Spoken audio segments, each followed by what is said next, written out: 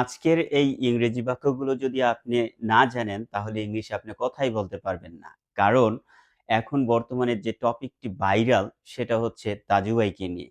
আর আমরা লিখেছি ভাইরাল ইংরেজি বাক্য। মানে তাজুবাইকে নিয়ে যত রকম কথা বলা যায় ইংলিশে, তা আমরা সবগুলো বাক্য আজকের এই ক্লাসে শিখে নিব।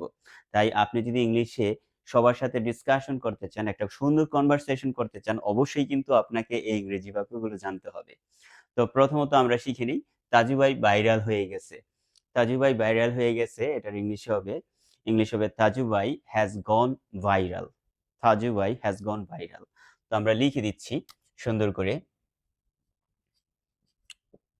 তাজু ভাই হ্যাজ গন ভাইরাল।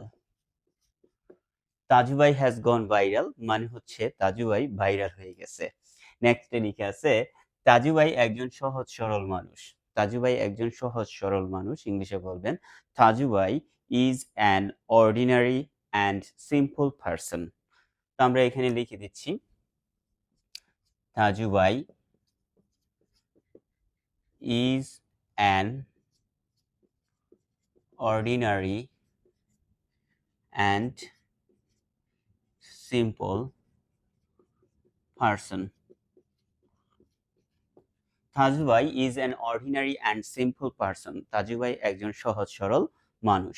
তারপর লেখা আছে, তার বাসা কুড়িগ্রামে। ইংলিশে সুন্দর করে বলবেন, his home is in Kurigram. His home is in Kurigram. এভাবে আমরা লিখে দিচ্ছি, his home is in Kurigram. His home is in Kurigram মানে হচ্ছে তার বাসা কুড়িগ্রামে। তারপর লিখেছে, তাজু ভাই এখন সেলিব্রিটি। আসলেই তাই না? তাজু ভাই এখন সেলিব্রিটি, ইংলিশে বলবেন তাজু ভাই ইজ নাও আ সেলিব্রিটি। আমি লিখে দিচ্ছি,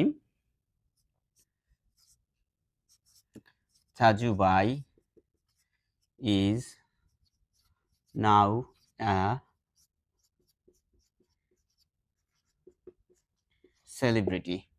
তাজু ভাই is now a celebrity. Taju ভাই এখন সেলিব্রিটি।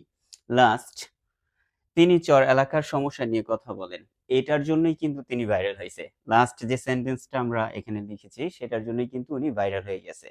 তিনি চর এলাকার সমস্যা নিয়ে কথা বলেন, ইংলিশে বলবেন he speaks about the issues of his area. He speaks about the issues of his area. সুন্দর করে আমি লিখে দিচ্ছি, he speaks about the issues of his area. He speaks about the issues of his area. তিনি চর এলাকার সমস্যা নিয়ে কথা বলেন। আপনি এখানে his এরিয়ার পরিবর্তে অন্য কোনো ওয়ার্ডও ইউজ করতে পারেন, বাট এখানে কিন্তু এরিয়া বোঝালেই তার চর এলাকার কথা বোঝাচ্ছে। সো আজকে কিন্তু আমরা চমৎকার 5টি সেন্টেন্স শিখে ফেলছি। শুধু আপনি শিখলে হবে না, আপনার সাথে যে কথা বলবে তারও কিন্তু এই 5টি সেন্টেন্স শিখতে হবে। কারণ কথাকে জমিয়ে ওঠার জন্য আপনাকে অবশ্যই এই 5টি সেন্টেন্স অন্য কাউকে শেখাতে হবে। সো এটার সহজ মাধ্যম হচ্ছে ভিডিওটা শেয়ার করে দেওয়া। অবশ্যই শেয়ার করে দিবেন। আপনি শিখবেন, অন্যকেও শিখাবেন। Thank you so much. Bye by.